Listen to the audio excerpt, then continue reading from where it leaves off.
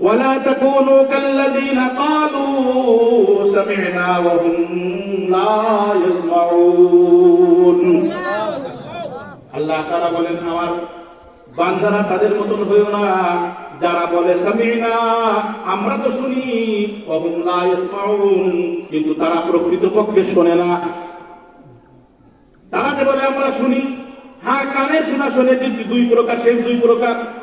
কানের শোনা শোনে, কোরআন বোঝে না, কোরআন মানেও না, কোরআনের উপরে তারা আমলও করে না।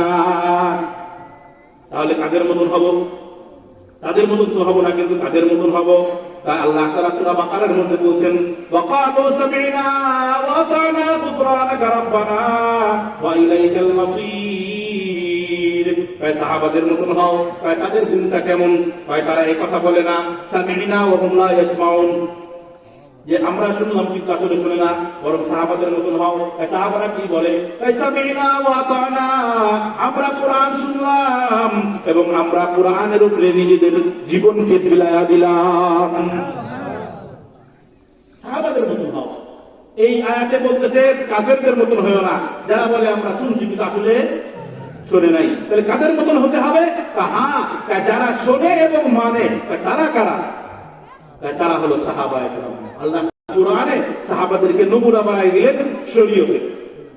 খুব ভালো করে বুঝবেন, কাদেরকে নমুনা বানাইলেন? শরীয়তের নমুনা কে? ধরে বলেন সাহাবায়ে কেরাম। হ্যাঁ, আমাদের মধ্যে কোন আলেম হতে পারবে শরীয়তের নমুনা রাসূল। এই কথাটা ঠিক না, এই কথা আমি বলি না। এই কথাটা ঠিক না, এই কথা আমি বলি না, কারণ শরীয়ত তো রাসূল নিজেই। আল্লাহ তাআলা শরীয়ত দুইজনে বানাইছেন, আতিউল্লাহ ওয়া রাসূলাহ। আল্লাহ আল্লাহ রাসূলের ইতাআত করো, তার মানে শরীয়ত কয়জন? দুইজন না? তাহলে রাসূল তো নিজেই শরীয়ত। রাসূল যে নিজে শরীয়ত কেমনে দেখবেন নি, একটা সুন্দর ঘটনা শোনাবো আপনাদের।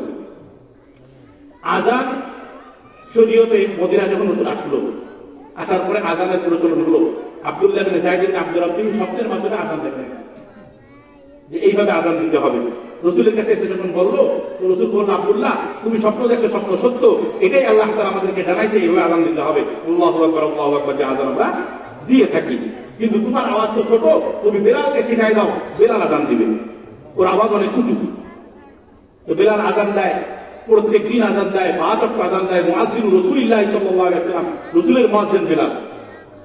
এখন একদিন ফজরের সময়, আমাদের ফজরের নামাজে আযানের একটা আসসালাতু খায়রুম মিনান নাওম আছে না? এই জিনিসটা আগে ছিল না। প্রথম যখন আযান আসছে তখন আসসালাতু খায়রুম মিনান নাওম ছিল না।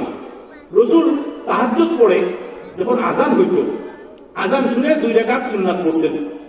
কয় রাকাত? 2 রাকাত সুন্নাত পড়তেন। সুন্নাত পড়ে একটু কাজ হইতো।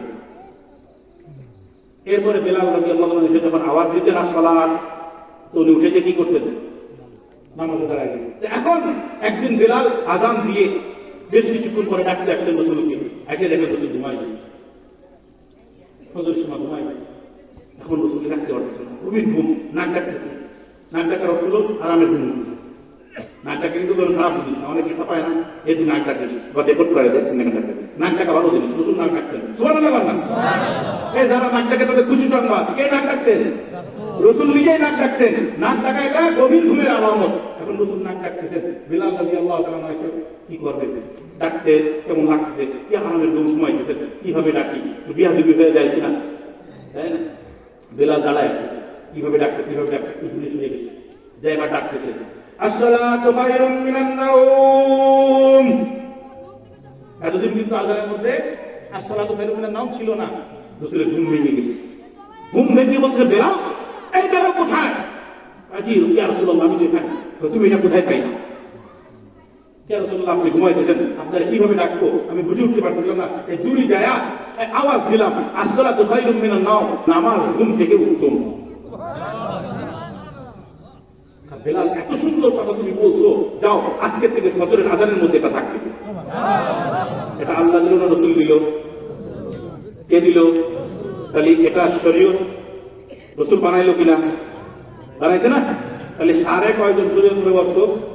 2 জন শরীয়ত প্রবর্তক। এই শরীয়তের মাপকাঠি কারা? সাহাবায়ে কেরাম। ফাইন আমানু বিমিথলি মা আমানতুম বিহি ফাকাদ ইহতাদাও। সাহাবীদেরকে সম্বোধন করে বলতেছে, তোমাদের ঈমানের মতন যদি তারা ঈমান আনে তো তারা হেদায়েত পাবে।